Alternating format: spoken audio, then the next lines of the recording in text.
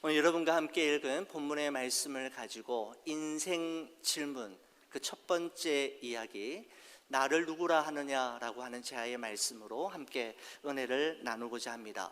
유대인들은 자녀들이 학교에서 돌아오면 그 부모는 자녀들에게 오늘은 학교에서 무엇을 질문했니? 라고 물어본다고 합니다. 일방통행식 주입 교육을 받으며 자라난 우리 기성세대들에게는 질문을 하는 것도 질문을 받는 것도 그 질문은 정말 부담스러운 것이지만, 질문은 우리로 하여금 지금까지 당연하게 생각했던 것들을 진지하게 고민하게 만들고 우리 자신을 거울 앞에 서게 하는 유익한 도구임에 분명합니다. 묻지 않고 묻어두면 편견과 선입견에 사로잡히기 쉽고 오해와 갈등은 언제나 눈덩이처럼 풀어나기 마련입니다. 여러분, 그러므로 우리 그리스도인들은 날마다 스스로에게 질문하면서 자신이 지금까지 살아온 삶과 지금 살아가고 있는 삶, 그리고 앞으로 살아갈 삶에 대한 자기 성찰의 시간과 깊이 생각하는 시간이 반드시 필요합니다. 왜냐하면 자신에게 질문하지 않고 자기 스스로 생각하며 살지 않으면 사는 대로 생각하기 때문입니다. 지난주에 한 책에서 보았던 한 문구가 제 마음속에 오래 남았습니다. 진리가 들어오는 문은 질문입니다 라고 하는 문장이었습니다. 여러분, 질문은 진리가 들어오는 문이라고 합니다. 여러분, 참 통찰력 있는 정의에 공감하면서 문득 성경에 기록되어 있는 여러 가지 질문들에 대해 관심을 가지기 시작했습니다. 여러분, 성경에 기록된 첫 번째 질문을 여러분은 기억하고 있습니까? 바로 하나님께서 아담에게 하신 질문이었죠. 아담아, 내가 어디 있느냐 이었습니다. 성경은 질문으로 시작됩니다. 여러분, 이어서 가인에게 던지신 질문은 내 아우가 어디 있느냐 이었지 않습니까? 야곱에게도 질문하셨지요. 내 이름이 무엇이냐? 모세에게는 내 손에 있는 것이 무엇이냐라고 질문하셨습니다. 아브라함에게는 여호와께 능하지 못한 일이 있겠느냐라고 질문하셨고, 욥에게는 내가 아느냐라고 질문하셨습니다.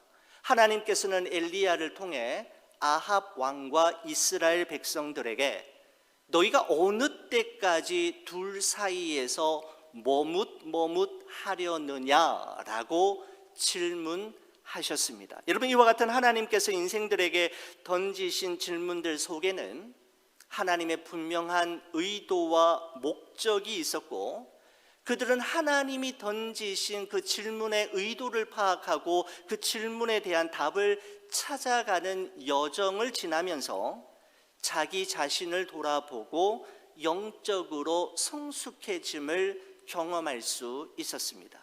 질문은 중요합니다. 여러분, 그런데 성경에는 하나님의 질문뿐만 아니라 예수님께서 던지신 질문도 있습니다. 예수님은 천국 복음을 전하시고 또한 진리의 말씀을 가르치실 때 질문을 참 많이도 하셨습니다. 예수님의 질문은 상대방을 혼란에 빠뜨리거나 그들의 무지를 폭로하여 망신을 주시기 위함도 아니었고, 자기 자신을 과시하기 위한 의도도 아니었습니다. 그 질문을 통해 사람들로 하여금 자기 자신의 삶을 성찰하고 사소한 것에 목숨 걸지 않고 본질에 집중하며 진리의 길을 끝까지 걸어가도록 하기 위해 예수님은 질문이라는 도구를 사용하셨다는 말씀입니다. 여러분, 그래서 저는 앞으로 몇 주간에 걸쳐서 인생 질문이라고 하는 주제를 가지고 예수님께서 인류에게, 그리고 오늘 우리에게 던지시는 질문 몇 가지를 여러분과 함께 살펴보면서 그 질문의 의도와 함께 그 질문에 대한 답을 찾아가는 과정을 통해 예수님께서 우리 교회와 우리 한 사람 한 사람에게 하시고자 하시는 말씀에 우리의 마음과 귀를 집중해 보고자 합니다. 여러분, 오늘 여러분과 함께 나눌 예수님의 첫 번째 질문은 나를 누구라 하느냐라고 하는 질문이었습니다. 여러분, 예수님께서 가이사랴 빌립보 가이사랴 지방에 이르렀을 때에 예수님은 제자들에게 질문하셨습니다. 오늘 본문 13절의 말씀을 보시면 이런 말씀이 있습니다. 예수께서 빌립보 가이사랴 지방에 이르러 제자들에게 물어 이르시되 사람들이 인자를 누구라 하느냐라고 물으셨습니다. 사람들이 인자를 누구라 하느냐라고 하는, 여러분, 예수님의 이 질문에는 어떤 의미가 있는 걸까요? 이 질문 속에 스며들어 있는 예수님의 의도는 과연 무엇이었을까요? 단순한 정보 수집이나 민심을 파악하기 위한 그런 성격의 질문은 아니었을 거라 생각이 됩니다. 여러분, 사실 예수 그는 누구인가라고 하는 질문은 이 세상을 살아가는 사람들은 반드시 스스로에게 묻고 스스로 대답해야만 하는 아주 중요한 질문입니다. 바로 이 질문에 대한 대답의 내용이 그 사람의 운명을 결정할 것이기 때문입니다. 사람들이 인자를 누구라 하느냐라고 하는 예수님께서 제자들에게 던지신 질문에 대한 제자들의 대답이 14절에 기록되어 있습니다. 여러분, 이 14절은 저와 함께 같이 한번 읽어주시겠습니까? 같이 한번 읽어보겠습니다. 시작. 이르되 더러는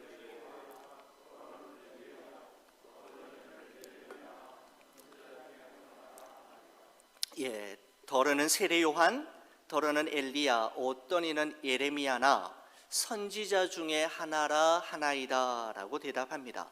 여러분, 제자들의 말대로 그 당시 사람들은 예수님을 세례 요한이라고 생각했습니다.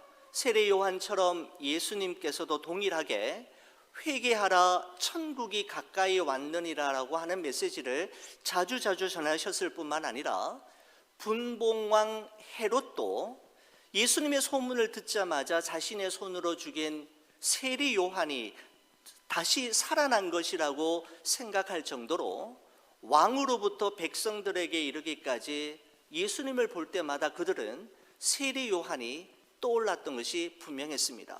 여러분, 또 어떤 사람들은 예수님을 엘리야라고 불렀습니다. 여러분, 엘리야 선지자는 기도의 사람이었지 않습니까? 그가 비가 오지 않기를 기도했을 때 3년 6개월 동안 단 한 방울의 비도 이슬도 땅에 내리지 않았는데, 그가 다시 기도했을 때 기다렸다는 듯이 하늘이 열리고 장대비가 쏟아졌지요. 갈멜산에서는 바알과 아세라를 섬기는 850명의 선지자들과 대결할 때 하늘에서 불이 떨어지게 하는 기적의 사람이었습니다. 여러분, 이와 같은 관점에서 볼 때 예수님 역시 새벽 미명에 일어나 한적한 곳으로 가셔서 기도하는 기도의 모습을 사람들은 수도 없이 보았고, 또한 예수님께서는 예수님 자신이 말씀하시는 그대로 모든 것이 이루어지는 기적을 베푸는 사람이었습니다. 가나 혼인잔치에서 물을 포도주로 바꾸셨을 뿐만 아니라 보리떡 5개와 물고기 2마리로 5,000명을 먹이시고, 풍랑이는 바다 위를 걸으셨을 뿐만 아니라 그 풍랑을 잠잠케도 하셨습니다. 이런 예수님의 모습을 보았던 제자들과 많은 사람들은 예수님을 볼 때마다 그는 바로 엘리야라고 생각했던 것이죠. 여러분, 또 어떤 사람들은 예수님을 예레미야라고 생각했습니다. 예레미야 선지자는 하나님의 품을 멀리 떠나 방황하는 이스라엘 백성들과 무너져가는 예루살렘의 멸망을 지켜보며 뜨거운 눈물로 기도했던 눈물의 선지자라고 하는 별명을 가지고 있는데, 예수님 역시 뜨거운 눈물을 가진 분이셨습니다. 나사로의 그 죽은 나사로의 무덤 앞에서 예수님은 슬피 우셨을 뿐만 아니라 언제나 가난한 자, 약한 자, 소외된 자, 죄인들의 친구가 되어 주셨던 것이죠.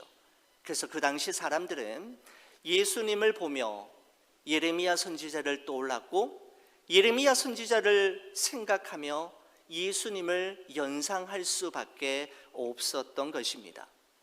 여러분, 이처럼 제자들의 답변을 들으신 예수님께서는 그들에게 또다시 질문을 하셨습니다. 15절입니다. 이르시되 너희는 나를 누구라 하느냐라는 질문을 하셨습니다. 너희는 나를 누구라 하느냐라고 하는 이 질문은 2000년 전 예수님께서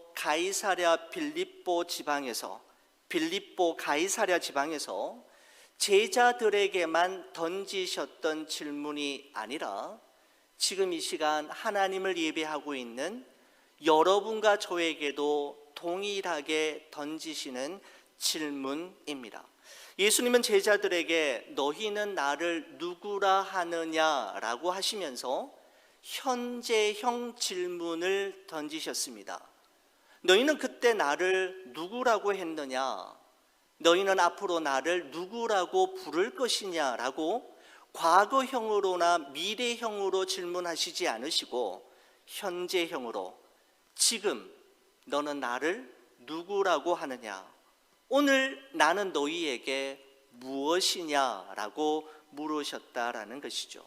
사랑하는 성도 여러분, 오늘 그리고 지금 예수님께서 여러분 한 사람 한 사람에게 나를 누구라 하느냐라고 물으신다면 여러분은 어떻게 대답하시겠습니까? 모태신앙으로 태어나 어려서부터 교회에서 들어온 예수님에 관한 이야기이거나 설교나 성경 공부 시간에 배운 예수님에 관한 교리적인 지식이나 예수님에 관한 단순한 정보가 아니라 여러분의 삶 속에서 여러분이 직접 만나고 경험하고 사귀고 교제했던 그 예수님은 어떤 분이셨습니까?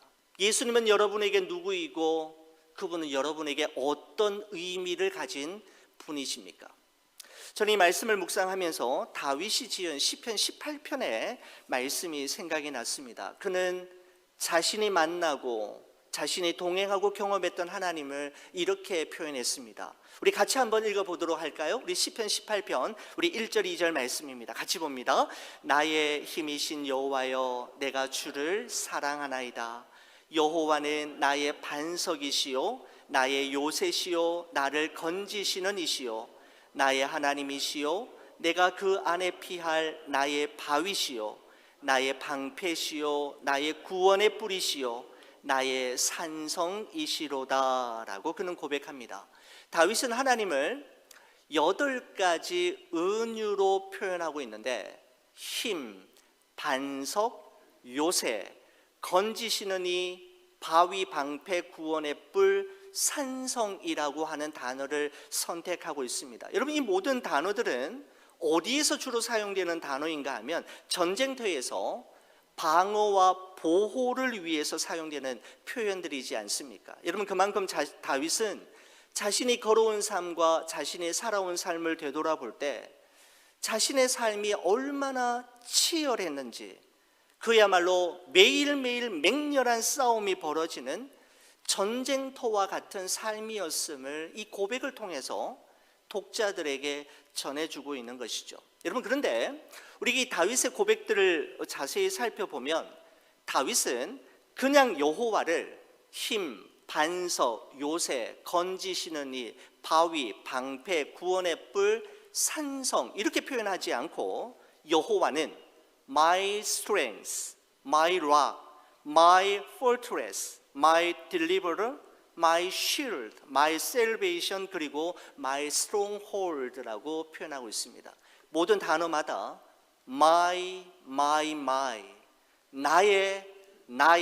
나의 라고 말하고 있는 것이죠. 다윗에게 있어서 하나님은 그냥 하나님이 아니라 나의 하나님이었습니다.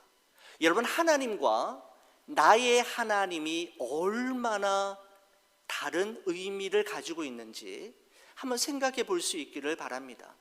다윗에게 있어서 하나님은 그냥 하나님이라고 표현하기에는 부족한 나의 하나님이었던 것입니다. 여러분, 이 표현들은 신학책이나 기독교 교리책에서 배우고 습득했던 머리로 알고 있는 하나님이 아니라 가슴으로 경험했던 하나님을 이야기하는 것이고, 지식적으로 인식하고 있는 하나님이 아니라 인격적으로 그리고 친밀한 사귐을 통해 직접 경험했던 하나님을 말하고 있는 것이죠.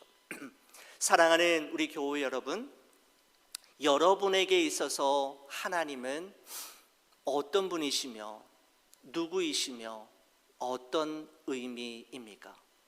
다윗은 그 하나님을 나의 하나님이라고 말했는데, 여러분은 과연 그분을 나의 하나님이라고 말씀드릴 수 있을 만큼 가깝고 친밀한 관계 속에 요즘을 살아가고 계신지요? 예수님께서 지금 이 시간에 너는 나를 누구라고 물으신다면 여러분은 정말 어떻게 대답하실 수 있겠습니까? 우리가 먼저 베드로의 대답을 우리가 한번 살펴보기를 원합니다. 16절 말씀 한번 보실까요? 베드로가 이렇게 대답합니다. 시몬 베드로가 대답하여 이르되 주는 그리스도시요 살아계신 하나님의 아들이시니이다 라고 이야기합니다. 베드로는 예수님을 두 가지로 표현했습니다. 그리스도시요 살아계신 하나님의 아들이십니다 라고 이야기했습니다. 여러분, 먼저 베드로는 예수님을 그리스도라고 이야기했습니다. 그리스도라는 것은 영어로는 크라이스트이죠, 헬라어로는 크리스토스입니다. 히브리어로는 메시아이고요, 한자어로는 기독입니다. 여러분, 그래서 기독교는 그리스도교를 의미하는 것입니다. 여러분, 그런데 이 그리스도, 크라이스트, 이 뜻이 무엇인가 하면 기름 부음을 받은 자라고 하는 뜻입니다. 여러분, 성경에서 감람유, 올리브 기름을 사람의 머리에 붓는 행위는 하나님께서 어떤 특별한 목적을 이루기 위해서 이 사람을 선택하시고 부르시고 세우시고 임명하셨다라고 하는 의미가 바로 이 기름 부음에 있었습니다. 여러분, 또한 이 구약 시대의 기름 부음은 아무에게나 하는 게 아니었죠. 딱 세 사람을 임명할 때에만 이 기름 부음이 행해졌는데, 첫 번째는 왕이었습니다. 그리고 제사장과 선지자에게만 이 기름 부음이 행해졌습니다. 여러분, 그래서 베드로가 예수님을 주님은 그리스도이십니다라고 하는 고백 속에는 세 가지 고백의 의미가 포함되어 있다라고 저는 생각해 보았습니다. 첫 번째 의미는 이것입니다. 예수님은 내 인생의 주인이시며 나를 다스리시는 나의 왕이십니다라고 하는 고백이죠. 두 번째 고백은 예수님은 나를 하나님께로 인도하시며 하나님과의 친밀한 사귐이 있게 하는 나의 제사장이십니다라는 고백입니다. 여러분, 그리고 마지막 세 번째 이 주님은 나의 그리스도이십니다라고 하는 고백 속에는 예수님은 나에게 말씀하시고 나를 진리 가운데로 인도하시는 나의 선지자이십니다라고 하는 고백이 주는 그리스도시요라고 하는 고백 속에 고스란히 담겨져 있는 것입니다.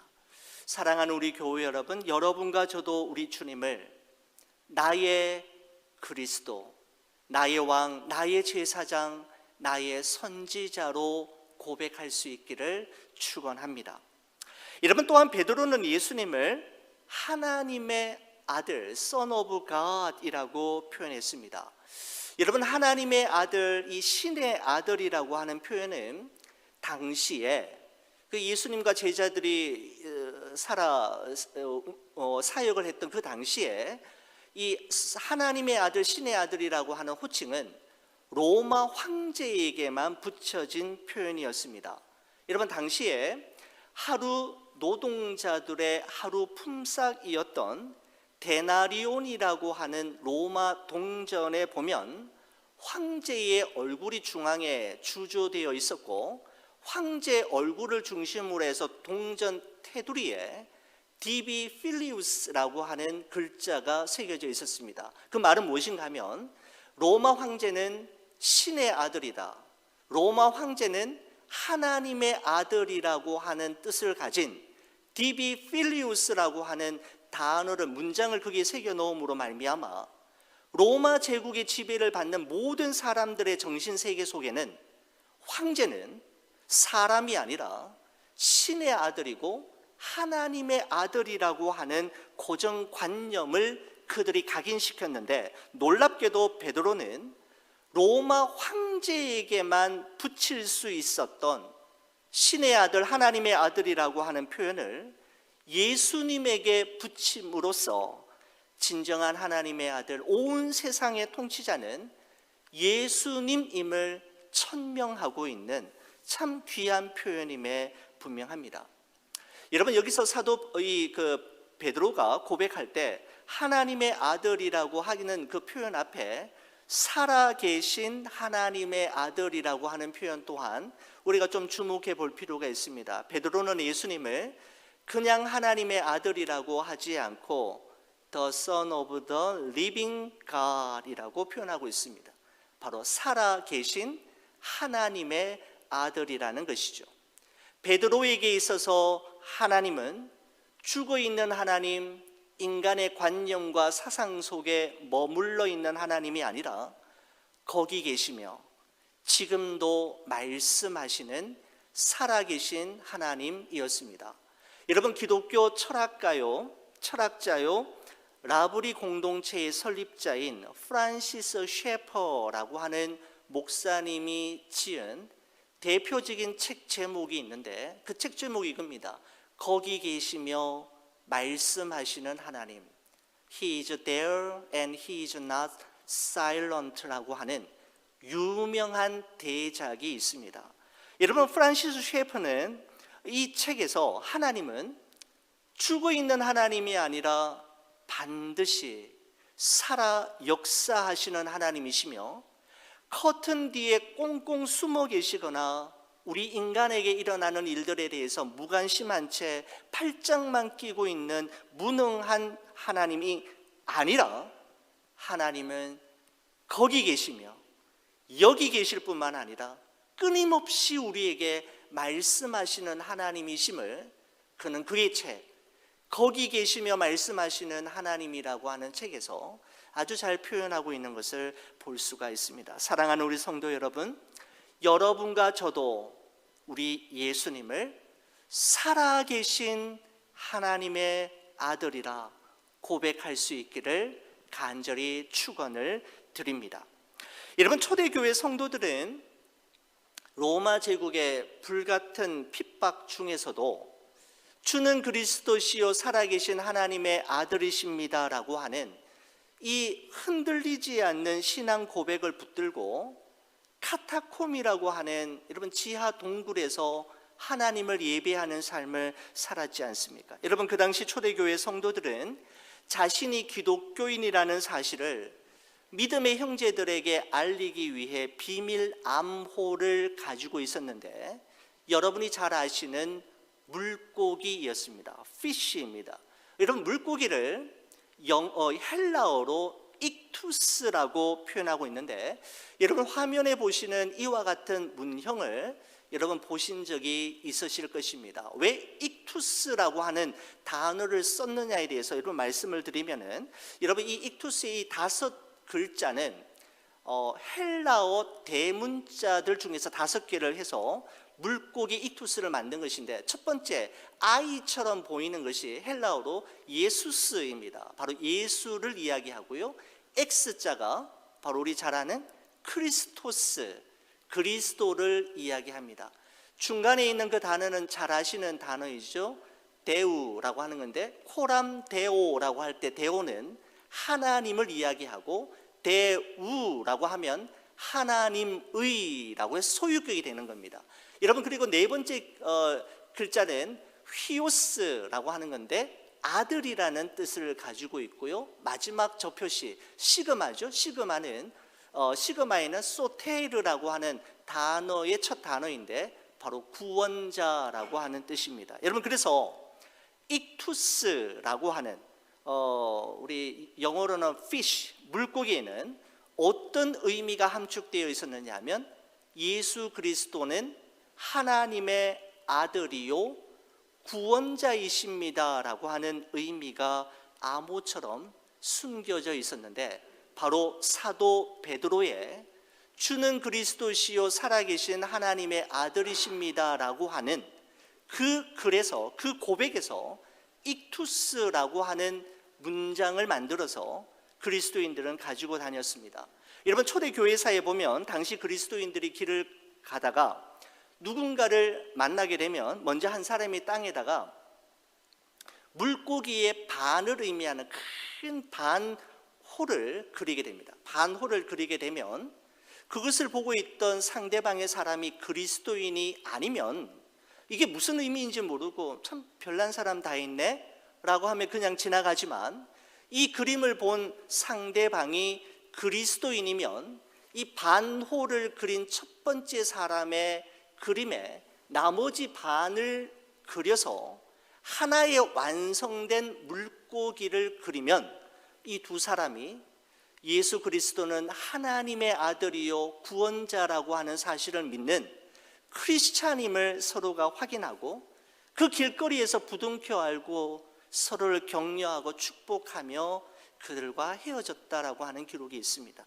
우리가 이 땅에서는 다시 보지 못하더라도 우리의 믿음을 끝까지 지켜서 저 하늘에서는 우리 반드시 다시 만납시다 라고 서로 격려하며 헤어졌다라고 하는 기록이 있는데, 바로 물고기 익투스에서 그 그림을 그려가며 저들의 신앙을 지켰던 것입니다. 바로 사도 베드로의 고백이었던 주는 그리스도시요 살아계신 하나님의 아들이시니다라는 고백에서 그리스도인들은 이 익투스 그림을 가지고 저들의 신앙을 끝까지 지키며 그리스도인들 간에 서로 소통했던 것을 볼 수가 있는 것이죠. 자, 여러분, 자 보십시오. 예수님께서 이제 베드로의 고백을 들으신 후에 17절에 이렇게 말씀하셨습니다. 17절 말씀을 보십시오. 예수께서 대답하여 이르시되 바요나 시모나 내가 복이 있도다. 이를 내게 알게 하니는 혈육이 아니요 하늘에 계신 내 아버지시니라 라고 말씀하셨습니다. 베드로의 대답에 너무나도 기뻐하신 예수님은 바요나 시모나 라고 말씀하셨습니다. 이런 바요나라고 할 때 바는 아들이라는 뜻입니다. 바요나라는 말은 요나의 아들 시모나라는 뜻이죠. 그러니까 베드로의 아버지가 요나임을 알 수가 있습니다. 요한복음 21장에는 베드로의 아버지 이름이 시몬의 아들, 요한의 아들 시모나라고 하는 뜻을 볼 때 시몬의 아버지가 요한이라고도 표현되고 있는데, 학자들은 요나, 요한을 같은 사람으로 보고 있고 베드로의 아버지로 보고 있습니다. 그렇죠? 이렇게 이야기했죠. 바요나 시모나 내가 복이 있도다. 여러분, 이 말씀은 그래 맞다, 네가 한 말이 정확하다, 네가 잘 알고 있구나라고 하는 그런 의미입니다. 여러분, 이 말을 들은 베드로가 여러분 얼마나 좋았겠습니까? 제자들 앞에서 우쭐우쭐 대고 있을 때 예수님께서 곧바로 이렇게 말씀하셨죠. 이를 내게 알게 하니는 혈육이 아니요 하늘에 계신 내 아버지시니라 라고 또한 말씀하셨습니다. 여러분, 이 말씀은 베드로, 네가 다른 제자들보다 많이 알고 있고 먼저 알고 있고 정확하게 알고 있지만, 그것을 너가 알고 있는 것은 너 스스로가 깨달아서 알게 된 것이 아니라 하늘에 계신 하나님 아버지께서 깨닫게 하시고 알게 하심으로 알게 된 것임을 말씀하고 있는 것입니다. 여러분, 에베소서 1장 17절에서 19절의 말씀에 보면 이런 말씀이 있습니다. 우리 주 예수 그리스도의 하나님 영광의 아버지께서 지혜와 계시의 영을 너희에게 주사 하나님을 알게 하시고 너희 마음의 눈을 밝히사 그의 부르심의 소망이 무엇이며 성도 안에서 그 기업의 영광의 풍성함이 무엇이며 그의 힘의 위력으로 역사하심을 따라 믿는 우리에게 베푸신 능력의 지극히 크심이 어떠한 것을 너희로 알게 하시기를 구하노라 라고 말씀하고 있습니다. 여러분, 이 말씀은 무슨 말인가 하면 하나님에 대한 지식, 예수 그리스도가 누구이며 어떤 분이신지에 대한 영적인 지식은 지혜와 계시의 영이신 성령님께서 우리의 마음의 눈을 밝혀주실 때에만 알 수 있고 깨달을 수 있고 믿을 수 있게 있다라는 것을 말씀하고 있는 것이죠. 여러분, 우리가 말씀을 깨달을 수 있고 하나님의 살아계심을 믿을 수 있게 되며 예수 그리스도가 그리스도시요 살아계신 하나님의 아들이심을 고백하고 인정할 수 있게 되는 것은 내 지혜로, 내 힘으로, 내 노력과 내 공부, 내 연구로 가능한 것이 아니라 지혜와 계시의 영이신 성령께서 깨닫게 하시고 그 성령께서 우리의 마음의 눈을 밝혀주실 때에만 그렇게 알 수 있다라는 것입니다. 여러분, 그러므로 우리가 말씀을 들을 때나 말씀을 묵상하실 때 가장 필요한 기도는 주님, 지혜와 계시의 영 성령을 우리에게 주셔서 말씀을 알아듣게 하시고 마음의 눈을 밝히사 하나님의 뜻을 깨닫게 해달라고 하는 기도가 반드시 필요한 것이죠. 사도 베드로가 이와 같은 참 멋진 고백, 신앙 고백을 할 수 있었던 것은 베드로에게 뛰어난 믿음이 있었기 때문이 아니라 그로 하여금 그와 같은 고백을 할 수 있게 하시고 깨닫게 하시고 알게 하신 하나님 아버지가 계심을 예수님께서 말씀해 주셨던 것입니다. 여러분, 저는 예수님의 이 첫 번째 질문을 마무리하면서 한 가지만 더 살펴보고 좀 말씀을 정리하려고 합니다. 여러분, 예수님께서 너희는 나를 누구라 하느냐 질문하시고 베드로는 그 질문에 대해 주는 그리스도시요 살아계신 하나님의 아들이시니이다라고 대답했던 예수님의 질문과 베드로의 대답이 이루어졌던 장소가 어디였는지를 한번 짚고 넘어갈 필요가 있겠다라는 생각이 들었습니다. 여러분, 13절의 말씀을 다시 한번 보십시오. 예수께서 빌립보 가이사랴 지방에 이르러라고 말씀하고 있습니다. 여러분, 빌립보 가이사랴라고 하는 이 도시는 헤롯 왕의 셋째 아들이었던 헤롯 필립이 이 도시를 로마 황제에게 바치기 위해서 도시 중앙에 거대한 황제의 신상을 만들고 거기에다가 자기의 이름과 황제의 이름을 함께 붙여서 만든 도시가 빌립보 가이사랴이었습니다. 수많은 우상들과 신전들이 우후죽순처럼 넘쳐나는, 그죠? 여기저기에 세워져 있는 세속 도시가 바로 빌립보 가이사랴이었던 것이죠. 돈이면 무엇이든지 다 해결할 수 있고 돈이면 무엇이든지 다 할 수 있다는 황금 만능주의와 승자 독식의 잔인한 시스템이 작용하는 세속 도시 빌립보 가이사랴 한복판에서 예수님께서는 너희는 나를 누구라 하느냐라고 질문하셨고 베드로는 주는 그리스도시요 살아계신 하나님의 아들이시니이다라고 고백했던 것입니다. 사랑하는 성도 여러분, 우리의 신앙 고백은 어디서 이루어져야 할까요? 주일날 교회에서 예배 드릴 때 찬양하고 기도하고 말씀 듣고 성도들 간에 교제할 때 신앙의 고백이 이루어지는 것 정말 중요하지만 그뿐만 아니라 우리의 진정한 신앙 고백은 여러분과 제가 살아가는 평범한 일상, 삶의 현장, 가정, 학교, 직장, 다른 사람들과의 만남 속에서도 이 고백은 이어져야 한다라는 것이죠. 교회에서만 주는 그리스도시요 살아계신 하나님의 아들이십니다라고 고백되어지는 것이 아니라 나의 직장에서도, 내가 생활하고 있는 학교와 가정과 만나는 사람들과의 관계 속에서도 이 고백이 이루어진다면 우리의 삶은 좀 더 진지해지고 가볍지 않을 것입니다. 예수 그는 누구인가? 라고 하는 질문은 이 세상을 살아가는 모든 사람들이 반드시 스스로에게 묻고 스스로가 대답해야 할 중요한 질문입니다. 2022년 새해를 출발한 여러분과 저에게 우리 예수님께서는 2000여 년 전 빌립보 가이사랴 지방에서 제자들에게 하셨던 그 질문을 여러분과 저에게도 동일하게 하고 있는 것입니다. 너는 나를 누구라고 생각하느냐? 너에게 나는 무엇이냐라고 물으시는 것이죠.